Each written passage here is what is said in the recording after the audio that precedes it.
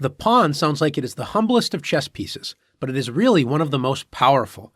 When working together, pawns are the soul of chess. Pawns have a few strange rules, so make sure to pay attention.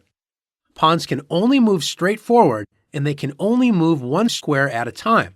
However, if it is their first move of the game, they can choose to move 2 squares forward if there is nobody blocking them, as pawns cannot jump over other pieces. Remember, the pawn can choose to advance 1 or 2 squares only on the first move. On all other moves, the pawn advances 1 square. Pawns are also the only piece in chess that cannot move backwards. One other thing that makes them strange is that while they can only move straight forward, pawns can only capture diagonally, and they can only capture 1 square away diagonally even if it is their first turn. We will explain capturing in one of the next lessons. Let's see some pawn moves. In this position, since this pawn has yet to move in the game, white decides to move it 2 squares forward. Black, on the other hand, only advances this pawn 1 square. Remember, even though you can move your pawn 2 squares on its first move, you're not forced to do so.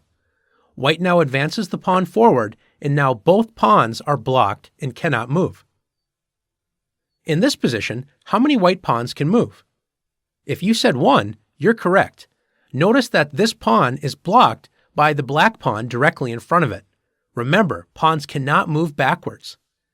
White now has the option to move this pawn up 1 square. Notice this pawn cannot move 2 squares forward because the black pawn blocks it. Now it's your turn to practice using the pawns.